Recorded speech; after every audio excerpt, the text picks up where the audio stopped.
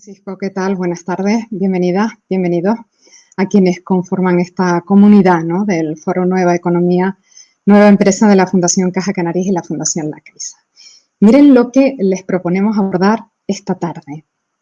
¿Cómo enlaza la neurociencia con el liderazgo, ¿no?, con el mundo de las organizaciones o con el desarrollo de potencialidades humanas, personales, profesionales? ¿De qué manera el cerebro puede ayudarnos a ser personas más creativas, a gestionar mejor las propias emociones, ser más productivos, sentirnos mejor, ¿no?, como señala la cita de Forouet?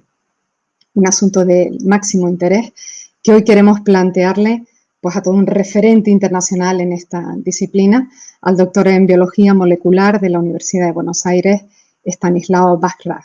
Su formación y su desarrollo profesional le han llevado por grandes universidades, Montpellier en Francia o la Universidad de Harvard, en la que fue profesor durante 5 años. Su destacada capacidad didáctica fue distinguida por el alumnado, no en vano fue nominado al premio Joseph Lavenson Memorial Teaching Prize, que reconoce al mejor docente de la universidad. Actualmente está impartiendo clase en la Universidad Torcuato Di Tella en Argentina. De manera que hoy nos acompaña este neurocientífico, entusiasta de la creatividad, de la innovación, de la inteligencia emocional, materias en las que se especializó desde su ámbito de conocimiento para llevarlo también más allá del terreno educativo, pues al ámbito de la dirección de empresa, del deporte de alto rendimiento también. Conferenciante internacional, ha participado en varios TEDx y todo esto que comentamos, que ha estudiado, que ha investigado, lo tiene por escrito en varios libros. El titulado Ágilmente, y posteriormente publicó En cambio, de la editorial Conecta. Ahora estamos pendientes del lanzamiento en España, bueno, él nos lo puede confirmar en un momento, de un nuevo ensayo titulado En el limbo, ¿no? Pues creo que para el próximo mes de mayo, él nos dirá ahora. Profesor Stanislao Bachrach, le damos la bienvenida. Ya sabe que nos organizamos para que cuando concluya su exposición podamos compartir las preguntas o inquietudes que vayan surgiendo en el chat de Forouet. Ahora ya le escuchamos cuando usted quiera. Bueno, muchísimas gracias Rocío y Francisco por la invitación. Tengo 42 minutos para compartir con ustedes algunos conceptos de derivado, como contaba Rocío y Francisco, de la neurociencia, o como a mí me gusta llamar, de la biología del cerebro, referentes al cambio, ¿no? Francisco les prometía temas de creatividad, la verdad que en 42 minutos me quedaba un poco corto hablar de cambio, creatividad, inteligencia emocional, pero bueno, voy a hacer lo mejor que pueda. Sobre todo temas de cambio, que están tan de moda, están ahora con lo que está pasando. A ver, déjenme darles una introducción de una consultora muy famosa que todos seguro conocen, que es McKinsey, que cada 5 años trata de entender, de investigar qué sucede con las empresas que quieren cambiar, transformarse culturalmente, hacer las cosas de una manera diferente. Y como leen ahí, bueno, el año pasado no creo que se haya hecho este survey, pero una solo de cada 3 empresas grandes logra hacer esta transformación. Todos sabemos que cambiar es difícil, implementar un cambio es complicado, adaptarse al cambio para muchas personas les cuesta, otras no tanto. Pero acá hablamos de organizaciones, de empresas que tienen recursos, tienen dinero, son inteligentes, ¿no?, tienen experiencia y sin embargo, solo 1 de cada 3 logra implementar ese cambio. Podemos tratar de entender qué es lo que falla y también qué cosas bien lo hacen para que esos cambios sucedan y llevarlo al mundo de la neurociencia o de la biología. A ver, claramente, y después de lo que ha pasado con la pandemia, lo que está pasando con la pandemia, vivimos en una época de muchísimos cambios. Hay un permanente, ¿no?, como que la constante es el cambio y nos piden todo el tiempo hacer las cosas distintas, pensar distinto, sentir distinto, hacer distinto. Y realmente para un biólogo eso es mucho, ¿no? Las personas normales, comunes, no aquellas súper talentosas, cuando se les pide cambiar muchas cosas al mismo tiempo, en general terminan fracasando. Entonces hay que priorizar mucho los cambios en las empresas, en las organizaciones, en los equipos, para poder llevarlos adelante y no tirarse a hacer 4, 5, 10 cosas distintas al mismo tiempo. Muchas organizaciones, McKinsey encuentra, que ponen mucho énfasis, esfuerzo, recursos, tiempo, el primer año, y después se quedan sin recursos, ¿no? Porque cambiar, realmente hacer una transformación cultural dentro de una organización está estipulado entre 3 y 5 años. Entonces, si ponemos muchos recursos al principio y después nos quedamos sin recursos, fracasan los cambios.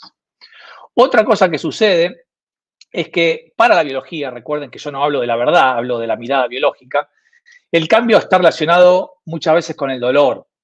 Entonces, muchos jefes, líderes, gente de recursos humanos, intenta de que el cambio no duela, ¿no? ¿Cómo puedo hacer para que la gente se sienta bien cuando le estoy pidiendo que haga las cosas distinto? Y la verdad que no hay una forma científicamente comprobada, simplemente es atravesar el dolor, transitarlo, no tomar el dolor como algo negativo, sino como parte del cambio, ¿no? Otra cosa es sufrir, que lo vamos a ver en un minuto, que tiene que ver más con lo que las personas están pensando. Pero el dolor es normal y es parte del cambio.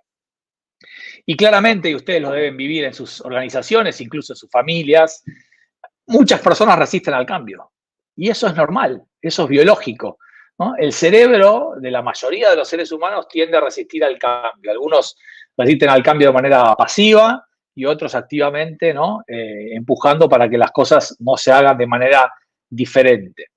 Cuando se saca una foto de una organización, podemos ver que hay un porcentaje pequeño, el problema es cuando tienen mucho poder, que resiste al cambio o es apático frente al cambio, no le interesa, no se involucra. Si esta gente tiene mucho poder en la organización, son, entre comillas, peligrosos porque pueden ejercer ese poder para que no suceda el cambio. La gran mayoría de la organización es un poquito neutra, conformista, bueno, vamos a ver para dónde vamos, qué cosas están sucediendo, esperemos que otros implementen el cambio. Y el otro porcentaje es lo que la biología llamamos los comprometidos con el cambio. Aquellas personas dentro de los países, organizaciones, que toman el cambio como una oportunidad para crecer, para desafiarse, para conocerse a sí mismos, para viajar, para conocer otra gente. Es decir, para la biología el compromiso no tiene que ver con el cliente, con el jefe o con el marido, la mujer o los hijos. Para la biología el compromiso primero es con uno. Cuando uno está comprometido con uno y se da cuenta que el cambio es un proceso por el cual va a atravesar con dolor, pero que va a terminar aprendiendo y siendo mejor profesional o siendo mejor padre, el cerebro se involucra mucho más, ¿no? Y esto conocemos en algunas empresas como los agentes de cambio, los líderes del cambio. Después me pueden preguntar quiénes son estas personas. Y el último slide que le he robado, adaptado a McKinsey, es qué pasa en la línea gris, ven, qué pasa cuando un cambio no es liderado. No hay un equipo, no hay un grupo de personas responsables de que las cosas sucedan de manera diferente, no se termina nunca atravesando ese status quo. Sin embargo, cuando el equipo está bien conformado y hay un equipo que va a llevar adelante el cambio se logra. En los dos casos, al principio hay una baja de la moral, la gente está más confundida, más enojada, no sabe bien qué está pasando, baja la productividad, todo eso es normal, pero después un buen cambio liderado permite que las cosas sucedan de manera diferente. Relacionémoslo un poquito con el cerebro. A ver, el cerebro se puede estudiar de distintas formas, ¿no? Hay un cerebro muy antiguo, como ven ahí, límbico y reptiliano, más de 200 millones de años, y un cerebro más moderno, que es cuando se terminó de formar el ser humano, hace 100.000 o 200.000 años, ¿no? Ese córtex más nuevito, que nos permite ser racionales, en general se ocupa del qué y el cómo, y la parte más emocional, intuitiva, instintiva que tenemos está más preocupada por el por qué. Cuando nosotros vamos a trabajar, la norma es que estamos más pensando en el qué y el cómo y muchas veces nos olvidamos del por qué hacemos las cosas o de ese propósito, ¿no? Cuando un buen líder o una buena líder logra relacionar ese propósito, ese sentido con el cambio, las empresas cambian mucho más fácilmente, ¿no? No es qué vamos a hacer y cómo, sino por qué lo estamos haciendo, y si la gente se siente identificada con ese por qué, el cambio es más sencillo. Gran parte de las decisiones que tomamos en la vida, en el día, tienen que ver con las emociones. Por eso, bueno, Francisco decía hace un ratito la importancia de la inteligencia emocional a la hora de conocerse, de tomar buenas decisiones y de cambiar. En estos pocos minutos que tengo, voy a tratar de darle los consejos o los conceptos más importantes de la relación que hay entre las emociones y el cambio. Uno de los mitos de hace muchos años sobre el cerebro es si lo usamos todo. Y la verdad que sí, todas las personas usamos todo el cerebro. Es mentira que no se usa todo el cerebro, lo que no se puede es usar todo al mismo tiempo. El cerebro necesita de oxígeno y glucosa para alimentar a las neuronas, y ese oxígeno y glucosa que incorporamos permite encender hasta el 2% del cerebro en simultáneo. Por favor, no significa que usamos el 2%, 2% en simultáneo. Es decir, que si estamos usando el 2% para hacer una actividad y queremos hacer otra actividad, tengo que apagar un pedazo del cerebro, como la estrellita roja de arriba, para prender otro pedazo del cerebro, como la estrellita amarilla ahora que está funcionando. Entonces, vamos a ver que esta regla del 2% tiene un impacto muy grande en la inteligencia emocional y a la hora de ser más creativos y pensar más claros, ¿no? En un ratito voy a volver a este 2% y van a ver que es una forma muy fácil de explicar cuando me equivoco mucho, cuando tomo malas decisiones o cuando no logro cambiar las cosas. Otro modelo muy sencillo para explicar a las personas, muy reduccionista y simplista, es que cuando una persona está midiendo su performance, cuánto rinde, está dependiendo de lo que hace, ¿no? Todo lo que hacemos tiene un impacto directo en cómo nos va en la vida. Y la pregunta es, ¿por qué hacemos lo que hacemos? ¿No? De la manera que hacemos. Y si uno piensa un segundo, se va a dar cuenta que tiene que ver con lo que sentimos. No es lo mismo trabajar enojado que feliz. No es lo mismo estar frustrado que con confianza. No es lo mismo estar inseguro que seguro. Es decir, cómo uno se siente, algo poco explicado en la escuela, en el colegio en general, impacta en cómo hacemos las cosas. La pregunta que quedaría es ¿por qué nos sentimos como nos sentimos? Y como vamos a ver en otro modelo muy importante de la Universidad de Stanford, no tiene tanto que ver por qué nos pasa en la vida, sino por cómo interpretamos lo que nos pasa. Cómo pensamos impacta en cómo sentimos. Si yo pienso todo el día que me va a ir mal, que no soy bueno, que no entrené lo suficiente, que mi jefe me va a echar, que no me voy a adaptar a los cambios, me voy a sentir muy inseguro. Y esa inseguridad se va a trasladar a mis comportamientos y a mi performance. Y esto en realidad es un ciclo. No es primero el pensamiento, después la emoción, sino que están todo el tiempo charlando en el cerebro y retroalimentándose. Y esa retroalimentación puede ser positiva o negativa de acuerdo a lo que estemos pensando. Es decir, cuando en biología hablamos de hacer las cosas distintas, de tener una performance superadora, de cambiar, vamos a empezar a pensar cómo pensamos. No vamos a centrarnos en qué hacemos, sino en cómo pensamos lo que hacemos, ¿no? Si cambiamos la forma de pensar, cambiamos la forma de sentir, cambiamos la forma de hacer, y eso puede llevarnos a rendir mejor, obviamente, si esos pensamientos están relacionados con nuestros recursos, la industria, el momento, etcétera, etcétera. Este se llama el modelo de Iceberg y es, como ven, muy sencillo, pero muy potente para explicar un poco por qué nos va en la vida como nos va. Entonces, en laboratorios científicos, ya hace algunos años, que se empieza a hablar del coeficiente de inteligencia de cambio. ¿Cuán inteligente sos para cambiar? Y básicamente se refiere a tres preguntas que hay que hacerse. La primera pregunta es si tú eres consciente que tienes que cambiar. Muy a menudo escuchamos, y me incluyo, el que tiene que cambiar es mi pareja, el que tiene que cambiar es el país, el que tiene que cambiar es la pandemia, el que tiene que cambiar es el jefe. Eso sería un bajo coeficiente de inteligencia de cambio cuando estamos todo el tiempo responsabilizando, culpando al otro de que yo no puedo hacer las cosas que quiero como las quiero hacer, ¿no? Entonces, uno tiene que ser consciente que el cambio, por lo menos desde la mirada biológica, empieza por uno, ¿no? La segunda pregunta, como la han visto ahí, es si uno quiere cambiar. ¿Es posible cambiar sin ganas? Sí, pero es más doloroso. Cuando uno no quiere cambiar, se puede cambiar, pero va a doler más, hasta puede sufrir, ¿no? Sufrir y dolor, la diferencia es que el dolor es natural y el sufrimiento es mental, el sufrimiento es humano, ¿no? Uno sufre con sus pensamientos. Y por último, es cómo cambiar. que ahí no hay una fórmula mágica. Yo les cuento las que conozco porque la que estudio no necesariamente significa que sea la mejor. Entonces, cuando relacionamos el cerebro y la mente, el cerebro todo el mundo entiende lo que es porque son neuronas conectadas, son cables, ¿no? Y nosotros logramos pensar y logramos sentir porque tenemos neuronas, ¿no? Entonces, las neuronas tienen un impacto directo en nuestra forma de pensar y nuestra forma de sentir. Lo que hace 40 años se descubrió en ciencia, cosa que los budistas dicen hace 5.000 años, es que nuestra forma de pensar y de sentir también impacta en las neuronas. Es decir, uno puede cambiar su cerebro por las cosas que le pasan en la vida, las experiencias que vamos viviendo nos cambian, pero también uno puede cambiar si cambia la forma de pensar y la forma de sentir. Lo digo de nuevo, cambiar tus pensamientos por otros modifican la estructura y la función de tus neuronas.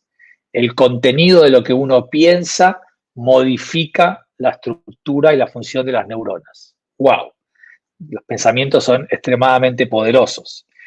Y en biología llamamos esto la actitud que tenemos frente a las cosas, ¿no? ¿Cómo pensamos? ¿Cómo es nuestra mentalidad? La actitud en biología está definido como la capacidad de sostener por mucho tiempo emociones placenteras, ¿no?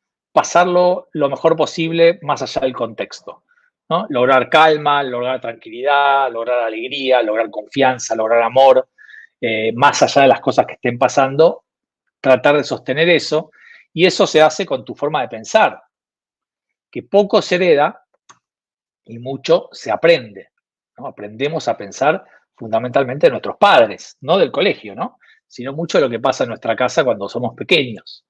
Entonces, todos tenemos distintas actitudes frente a la vida, como una gama de grises, pero si tuviese que poner blancos y negros, hay gente que tiene como una mentalidad conocida como fija y otros una mentalidad más de crecimiento.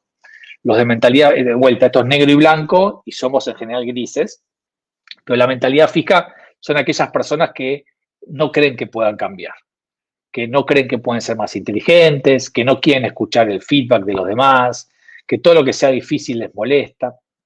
Y lo de mentalidad de crecimiento es justamente lo contrario. Las personas que están convencidas de que uno puede ser más inteligente, uno puede cambiar, para eso hay que esforzarse, el esfuerzo es una palabra central a la hora de cambiar, hay que escuchar lo que tienen que decir de mí para aprender, cuando me cuesta, me hace bien, ¿no? Los desafíos son buenos porque así aprendo y además, cuando algo te cuesta, esto no es chiste, esto es ciencia, ¿eh? Cuando algo te cuesta, el cerebro rejuvenece. Cuando algo te es fácil y te sale fácil y no tienes que ni darle ningún tipo de, digamos, de dificultad a lo que tienes que hacer, el cerebro no le pasa nada, pero cuando te cuesta, rejuvenece. Y sobre todo lo que le pasa a los otros, ¿no? El éxito de los demás puede ser una buena forma de seguir aprendiendo, ¿no? De entender cómo los demás están haciendo las cosas. Entonces, esto de creer en el cambio, ¿no? Cambiamos mucho más cuando creemos que es posible. Es el verbo más importante del ser humano para los biólogos, creer. Por algo decimos creemos en Dios, no pensamos en Dios, sentimos en Dios, vemos en Dios, es creer en Dios, ¿no? ¿Por qué? Porque el cerebro no tiene la capacidad, no tiene un área, no tiene una función que le permita distinguir la verdad de la fantasía. El cerebro no sabe si esta charla la estamos teniendo o la estamos imaginando. El cerebro no sabe distinguir si estamos viendo una película en el televisor o en el cine o lo estamos imaginando. No lo sabe. Entonces, la forma que tiene el cerebro de decirte, ¿no? Tú que eres su dueño o dueña, esto es verdad, esto es mentira, es dependiendo en qué cree. Y así aparecen las religiones, los partidos políticos, etcétera, ¿no? Yo creo que la educación tiene que ser así, yo creo en el amor así, yo creo que la política debe ser así. Las creencias que vamos construyendo a lo largo de la vida nos van diciendo que sí, que no. Por eso muchas veces esas creencias nos limitan a cambiar. Porque si yo no creo que puedo hacer las cosas distintas, Si yo no creo que puedo mejorar mis talentos, no creo que puedo ser más inteligente, no creo que me puedo adaptar a la tecnología, el cerebro te hace caso y se desenchufa y no te ayuda a cambiar. Lo más importante es creer en uno, ¿no? La famosa autoestima. Si algo pequeño pero constante deberían hacer los padres, lo único que deberían hacer bien es generar esta autoestima en los niños. Un niño con baja autoestima, después de adulto, muy probablemente no crea que pueda mejorar en matemática, en historia, en lo que sea. Entonces, siempre a la hora de cambiar, mejorar, aprender, pensar con más claridad, ser más creativo, proponer cosas nuevas, el verbo más importante es creer. ¿Tú crees que puedes hacerlo? Sí. ¿Tienes ganas de hacerlo? Sí. ¿Estás dispuesto a practicar? Sí. Puedes cambiar. Dolor también, pero puedes cambiar. Ahora, si tú no crees en tú mismo, no tienes ganas y se puede, pero va a ser sufrido ese cambio. Ahora, si uno no quiere practicar, es imposible, ¿no? Federer practica, Nadal practica, o sea, Messi practica, o sea, sin práctica no hay cambio, no hay mejora posible. Pero si a esa práctica le agregamos, yo creo que lo puedo hacer, tengo ganas de hacerlo, tengo ganas de mejorar, lo quiero hacer por mí, mucho menos doloroso. No dije más fácil, dije menos doloroso. Cambio para la biología está asociado con dolor, a veces pequeño, a veces enorme. ¿Qué pasa en las empresas? Perdón, cuando nos proponemos un cambio y no lo logramos, o nos proponemos un objetivo y no lo logramos. En general, nuestros líderes, nuestros jefes, nuestros padres, nuestros maestros nos reconocen o nos recompensan cuando nos va bien, cuando alcanzamos el objetivo, cuando alcanzamos los resultados.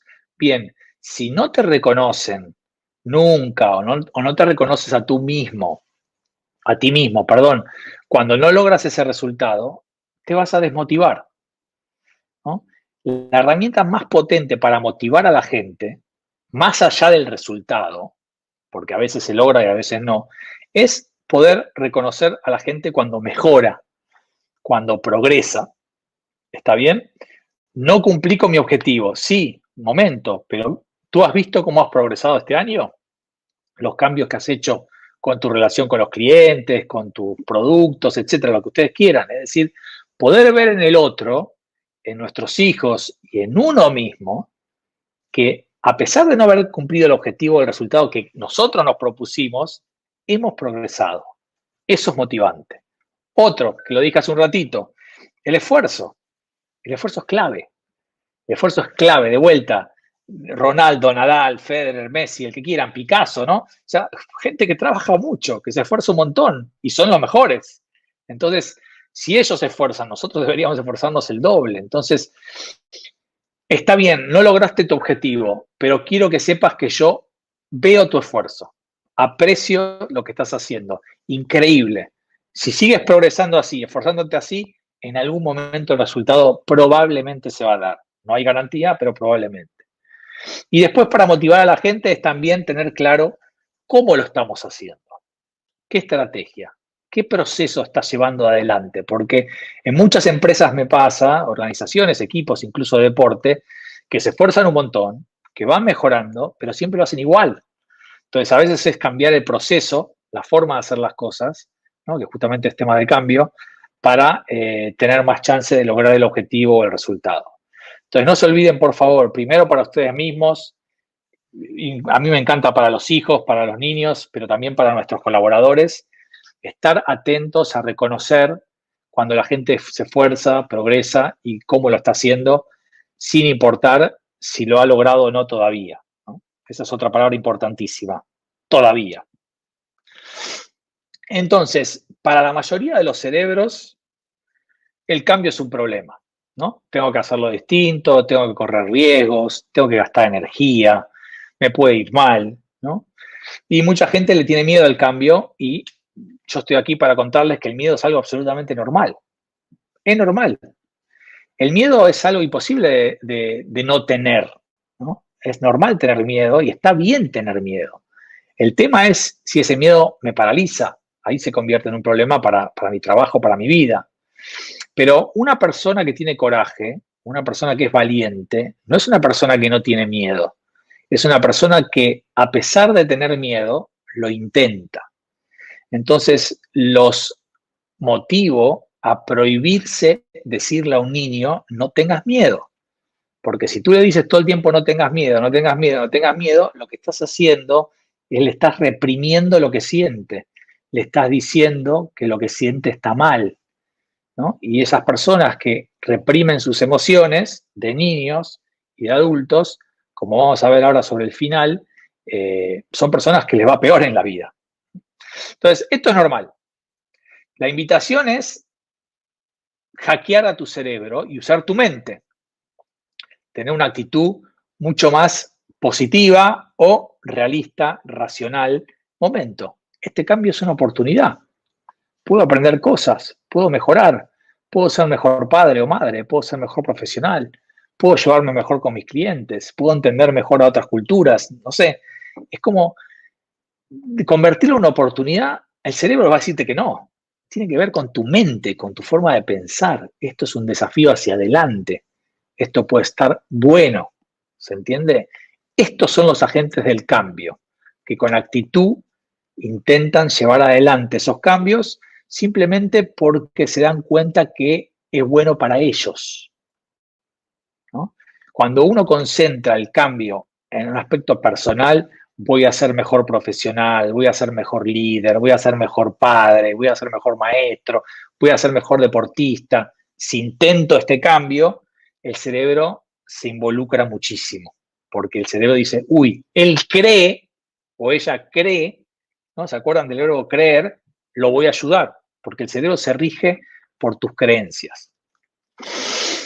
Entonces, 20 minutos más, 18 minutos más. ¿Qué sucede cuando un cerebro se enfrenta al cambio? Bueno, el cambio es incertidumbre, siempre, ¿no? Algo que no sabemos. Y se enciende en el cerebro un área muy antigua, que por ahí escuchaban hablar, que se llama el área de la amenaza, congelarse, escaparse o pelear. Esa es un área del cual nosotros no tenemos control consciente, no podemos intervenir en ese área. En algunas personas se enciende mucho y en otras se enciende menos. En las que se enciende menos, en general, son aquellas personas que les gusta el cambio, porque no sienten tanta amenaza frente al cambio. Eso es algo que la ciencia no puede explicar, porque algunos sí, algunos no. Pero la mayoría se siente amenazada y eso dispara un montón de emociones. Me distraigo, me da miedo, me angustio, me pongo nervioso, me pongo ansioso, cosa que pasó mucho con la pandemia y en algunos países con la cuarentena, y esto es normal. Esto es normal. Lo digo de nuevo, esto es normal. No eres un inútil o un tonto por sentirte así. Eres un ser humano, ¿no? Frente a los cambios es normal sentir emociones feas o emociones poco placenteras. Y estas emociones, a gran intensidad, empiezan a hacerte pensar peor. Tomar malas decisiones, no puedes pensar, no puedes ser creativo, no puedes tener claridad, empiezas a trabajar peor y ese círculo vicioso se puede sostener en el tiempo. Entonces, ¿se acuerdan del 2%? Si yo estoy con muchas emociones, tengo poca capacidad para pensar. Ahora lo vamos a ver. Entonces, en este círculo, que es normal, uno puede atacar aquí. Si yo bajo las emociones, subo la capacidad de pensamiento. Si yo apago las emociones y llevo el oxígeno y la glucosa a la parte del cerebro que permite pensar, tomo mejores decisiones. Ejemplo, este es un número de mentira, pero para que tengan la imagen de lo que les quiero contar. Imaginemos que todo el oxígeno y la glucosa que entra al cerebro se va al área de la furia. Estoy con muchísima furia, ira. No puedo pensar. Me quedan pocas neuronas para pensar, en realidad poco alimento para las neuronas para ir a esta zona que es la de pensamiento, ¿no? Entonces, ser inteligente emocionalmente, que significa muchísimas cosas, sería una charla de 8 horas, pero acá simplemente es, si bajo un poco la furia, pienso mejor. Y ahora ya estoy enojado, no tengo tanta furia. Y en Argentina, no sé, ahí en España o en otros países de Latinoamérica, en Argentina decimos que cuando estamos un poquito enojados sentimos como bronca. Yo creo que bronca en España es mayor, pero la idea la entienden. Voy apagando la emoción para poder tener más capacidad de pensamiento. Clave en épocas de cambio, ¿no? Tener capacidad de claridad de pensamiento, eso te permite ser productivo y cuando uno es productivo permite ser más creativo incluso. Entonces, eso sería el impacto que tiene la inteligencia emocional en las épocas de cambio. Si yo logro no desaparecer la emoción, bajarla un poquito, ya pienso mejor, subo mi performance y todo se hace un círculo virtuoso. Vean el impacto que tiene modificar un poco mi emoción, la intensidad en épocas de cambio. Claro, cuando me veo subiendo la performance, no hay tanta incertidumbre y la amenaza se calma. ¿Se entiende? Entonces, todo lo que tiene que ver con aprender sobre cómo te sientes y cómo gestionar esto, tiene que ver con una frase muy potente y sencilla, que es, en época de cambio, son épocas de tensión, ¿no? Épocas de estrés, épocas de incertidumbre, incomodidad. ¿Cómo puedo hacer para estar tranquilo? Porque si yo estoy tranquilo, es este gesto que les hago. Tranquilo, es normal. Bajo un poco la emoción y tengo más capacidad de pensamiento. Entonces, en un modelo que explica las emociones que viene de Stanford, de este señor James Gross, explica algo que demostraba con el iceberg, muy interesante. Cuando uno se enoja, ¿no? Cuando uno le da miedo o tristeza, sucede algo en un determinado contexto, le prestamos atención, interpretamos lo que está pasando con pensamientos, en medio segundo de reloj y aparece la emoción. Es decir, la emoción no viene directo de lo que nos pasa, sino de cómo interpretamos lo que nos pasa. Y nosotros aprendemos a pensar, interpretar, darle sentido, creer en las cosas que nos pasan cuando somos pequeños. Y si no cambiamos la forma de interpretar las cosas, vamos a sentir siempre lo mismo.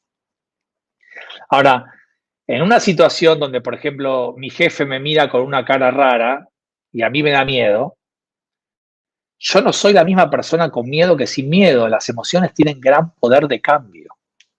Cuando sentimos cosas, nos sentimos distintos, podemos cambiar un montón de cosas, ¿no? Por eso hablamos de que las emociones tienen poder de cambio. La gente cambia porque quiere más bienestar, porque se quiere sentir mejor, porque quiere ser mejor profesional, porque quiere hacer las cosas más rápidas, más fáciles, más ricas, porque quiere llevarse mejor con el otro, ¿se entiende? Tienen que ver con una sensación, con una emoción, no tanto con la razón.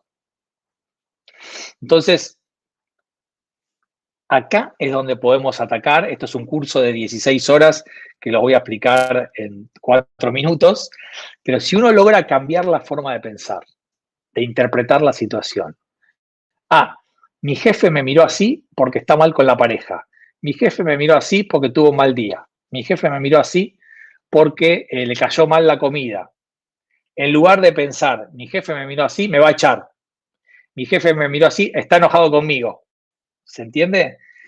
La tendencia natural de las personas es, dada una situación, en un contexto, siempre pensamos lo mismo.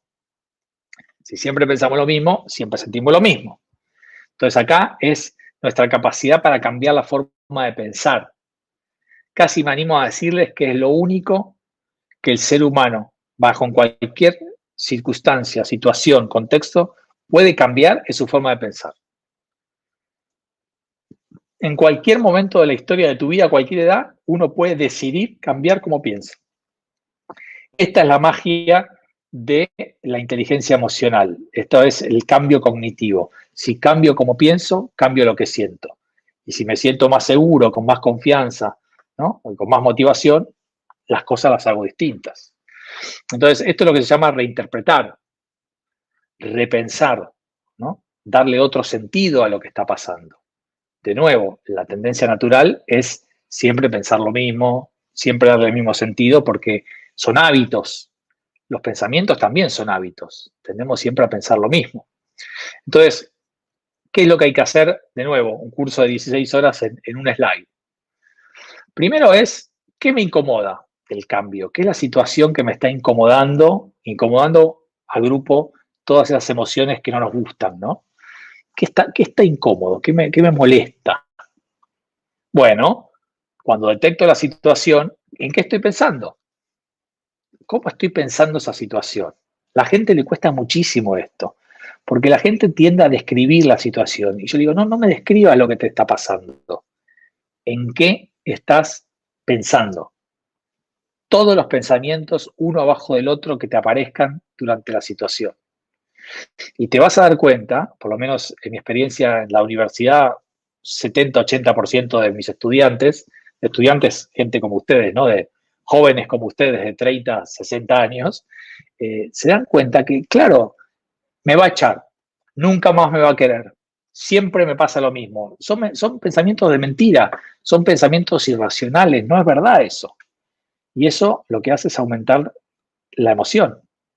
Entonces hay que reemplazar esos pensamientos, ¿no?, por otros más racionales, más positivos, si quieren, o más realistas. Y parece magia, pero funciona muchísimo. Estamos en España, hablemos de Nadal. Si Nadal va a sacar, va a servir y piensa, si no meto este saque, pierdo partido, eso es un pensamiento que probablemente haga que saque mal. O si piensa, en estos momentos de los partidos siempre saco mal, que no es verdad, a veces sí, a veces no, va a sacar mal. Entonces, llevar el deporte de élite a la vida nuestra de todos los días es lo mismo. Y la forma que uno puede practicar esto es, como dice ahí abajo en el punto 4, es visualizando. Como si fuese un deportista, imagino la reunión con el jefe, imagino la charla con mi pareja, imagino la entrevista con un proveedor, con un cliente, y qué voy a pensar en los momentos que sé que me incomoda. Acá hay algo muy importante, no es eliminar los pensamientos irracionales, porque cuando uno más trata de eliminar un pensamiento, más ese pensamiento aparece. Se trata de reemplazar. Dejo de pensar nunca más me va a querer y voy a pensar muchas veces me mostró su amor. Ejemplo. Es sencillo de hacer, pero no es fácil. Requiere entrenamiento, pero funciona. Sin embargo, a lo largo de la historia, muchos científicos han investigado que la gente le va mejor suprimir la expresión de la emoción. No decir nada. Tengo miedo, no digo nada. Estoy triste, no digo nada. Estoy enojado, no digo nada. Entonces, algo que ha aprendido la ciencia en estos últimos años es que cuando uno no expresa la emoción va al cuerpo. Y si no la saca, queda adentro.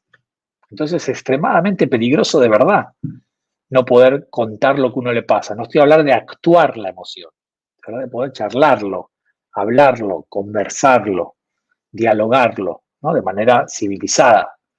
Entonces, se han estudiado 30 años de personas que reinterpretan o lo intentan versus personas que suprimen la expresión. Y algunos de los hallazgos, a ver, si tú suprimes la expresión, no se reduce la vivencia emocional. Tú sigues teniendo miedo, no lo cuentas, no lo compartes, pero el miedo está. Tú sigues estando triste, pero no lo compartes, ¿no? Sin embargo, los que reinterpretan son personas que terminan afrontando todo lo que es estresante con una actitud mucho más positiva, porque pueden hablar de lo que sienten, sea bonito o sea feo. Aquellos que suprimen la expresión de la emoción requieren de mucho esfuerzo suprimir algo. Entonces usan un montón de esfuerzo, de energía mental para no expresar la emoción, mientras que los que reinterpretan, utilizan esos recursos justamente para reparar lo que no están dando o funcionando.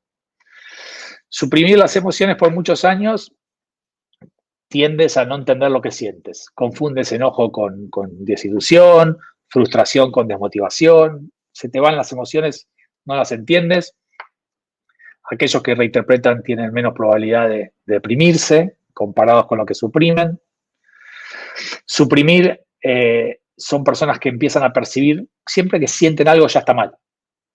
¿No? Todo lo que sea emocional es un problema, mientras que lo que reinterpretan son personas que tienen mucho más alto nivel de satisfacción en general y también de mayor autoestima que lo que suprimen. Entonces, atención con la importancia que es reinterpretar los eventos y no estar todo el tiempo tragándose esas emociones que uno siente. En estos últimos minutos les cuento otro último modelo.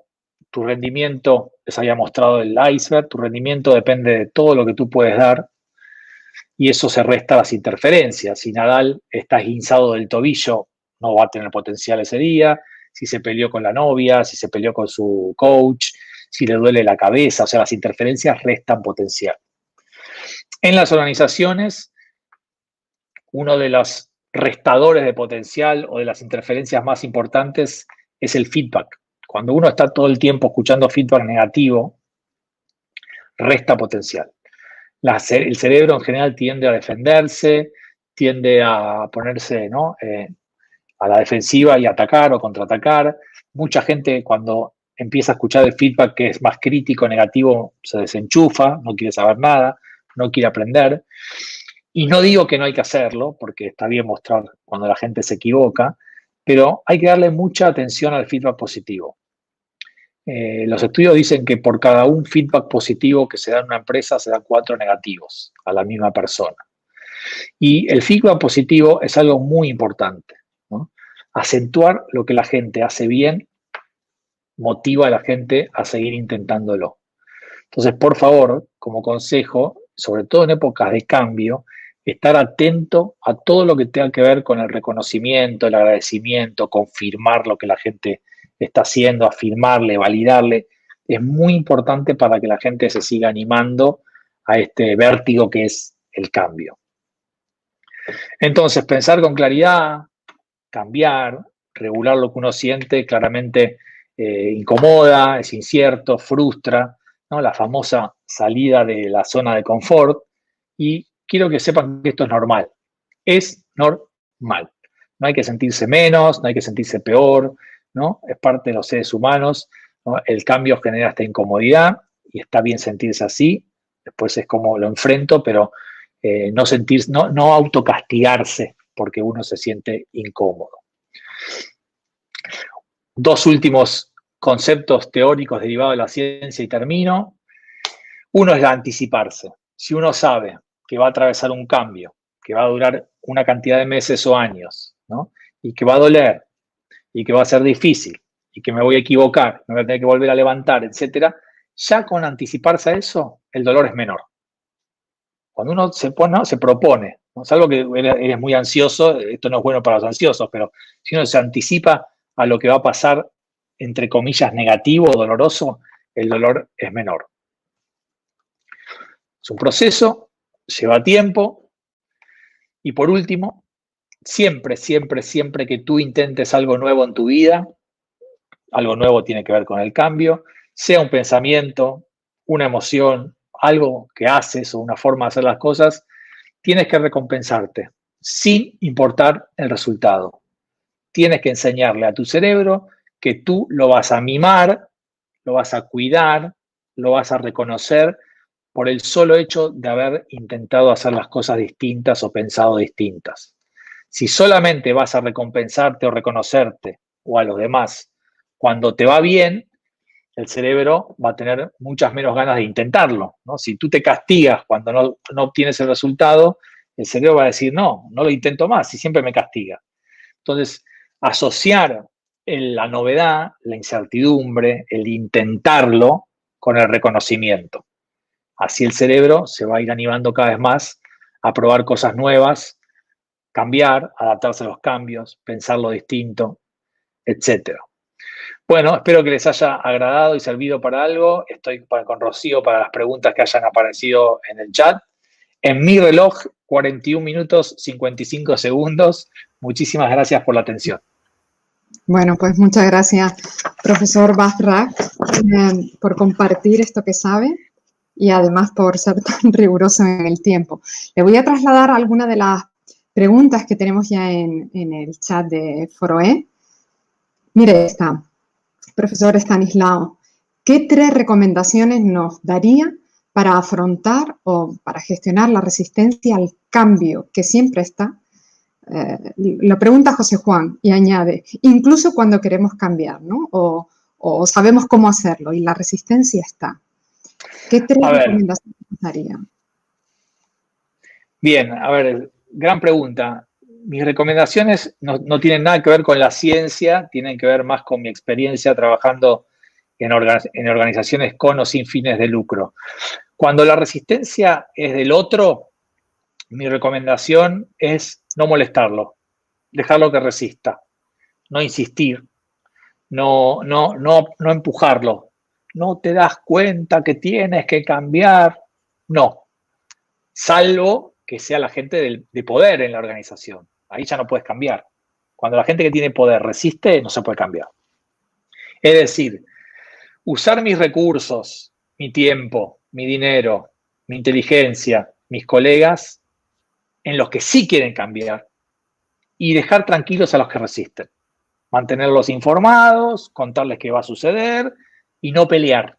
No gastar energía negativa en los que no quieren cambiar. Esto es posible, obviamente, si, de nuevo, si aquellos que no quieren cambiar no son los que tienen todo el poder dentro de la organización, ¿no? Cuando la resistencia se trata de uno mismo, lo primero que hay que hacer es no castigarse, no autoflagelarse. ¿Cómo puede ser que yo no quiera cambiar? ¿Cómo puede ser que no pueda cambiar? Todo eso hace que el cambio sea más difícil. Sino tratar de tomarlo con otra actitud, como algo muy personal. Lo voy a hacer por mí, lo voy a intentar, voy a ir de a poquito, voy a ver cómo me siento mientras lo estoy haciendo, sabiendo que va a haber fallas, que va a haber equivocaciones. No por ser adulto e inteligente, el cambiar significa que es fácil, ¿no? Siempre el cambiar es más difícil, para algunos más y para algunos menos. Y por último diría, nunca compararse con nadie, nunca compararse con otra persona. Cómo puede ser que a Laura le esté saliendo y a mí no, por qué Carlos le resulta fácil y a mí no, por qué Francisco se divierte y yo no, porque somos todos distintos, tiene que ser algo muy personal. Uh-huh. Más cuestiones. Profesor, nos ha hablado en su charla del sufrimiento y el dolor, ¿no? Ha hecho como esa distinción. Manuel le pide que profundice un poco, ¿no?, en estos conceptos. Dice Manuel, yo disfruto con el sacrificio, tanto en lo personal como en lo profesional, pero no con el sufrimiento. ¿Matices entre ambos? A ver, a mí el sacrificio es una palabra que no me gusta. A mí, esto es personal, no es profesional, tiene que ver más con una cuestión religiosa. Sí me gusta mucho el esfuerzo, ¿no? Hemos hecho un estudio en la selección de rugby argentina de menores de 18 años, a ciertos jugadores le hablábamos de sacrificio y a la mitad le hablábamos de esfuerzo. Y los cambios que hay son increíbles, ¿no? Cuando es esfuerzo, van para adelante. Cuando es sacrificio es como algo que uno tiene que lamentar y bueno, este sacrificio que... No estás sacrificando nada, te estás esforzando para mejorar, pero es una cuestión semántica. Ahora, el dolor es natural, el dolor es parte de los animales, de los seres humanos, el dolor no es malo, el dolor puede ser desagradable, puede ser feo, ¿no? Pero cuanto uno más lo resiste, más aparece. Y el sufrimiento es algo inventado por los seres humanos. El sufrimiento es cuando al dolor uno le suma los pensamientos. Entonces no se me va a ir nunca y nunca me van a querer. Entonces si sigo así intentándolo y no me sale, me van a echar y voy a terminar siendo un pésimo profesional y voy a llegar a mi casa y se van a reír de mí. Eso es sufrir. Sufrir tiene que ver con tu cabeza y tus pensamientos y tu actitud. Y doler tiene que ver porque eres un humano y las cosas duelen. Sobre todo las cosas que nos cuestan duelen. Muy bien, más cuestiones. Por ejemplo, Andy le plantea cómo afrontar un burnout, ¿no? O la saturación de las informaciones provocado por una estabilidad emocional, no sé si también relacionado con la saturación de información que estamos teniendo en este momento. Bueno, lo que es la infobesidad, algunos llaman la infobesidad. A ver, eso es más una palabra, creo que para un psiquiatra quizás o un neurólogo, acuérdense que yo soy biólogo, pero hay una técnica que usamos en biología que se llama satisficing, no tengo la traducción al español, satisfaciéndose, algo así, queda un poco raro también, que es tener la capacidad de no ver toda la información y ver un pedacito. Tener la inteligencia emocional o el aguantarse emocionalmente, mira, esto no lo voy a ver, porque si miro todo me vuelvo loco. Voy a mirar este pedacito. Es como decir, voy al supermercado y voy a elegir de 4 dulces, no de 16 dulces. Obviamente un cirujano no puede hacer eso, ¿no? Un cirujano tiene que ver todo su paciente, pero en ciertas elecciones que tenemos, hay gente que es muy buena, por ejemplo, elegir un auto. No voy a mirar todas las marcas de autos, voy a mirar estas 3 marcas y nada más y me voy a quedar contento con la que elija. Ahora, si él está hablando de un burnout real, médicamente diagnosticado, eso ya es más para un psiquiatra o para un neurólogo. Y después está en no esperar que tu jefe cambie, no esperar que la organización cambie, no esperar que nadie te va a decir un día, trabaja un poco menos, produce un poco menos. Ay, no seas tan creativo, estás haciendo cosas fantásticas. En general siempre nos piden más. Entonces hay una elección muy personal, que es difícil, pero es personal, de decir, bueno, si yo sigo en este ritmo, si yo sigo a esta velocidad, si yo sigo en esta cultura, estoy dejando de lado mi equilibrio de salud o de vida o de salud mental. Y ahí es uno que tiene que tomar la decisión. No puede esperar que la tome el jefe la decisión.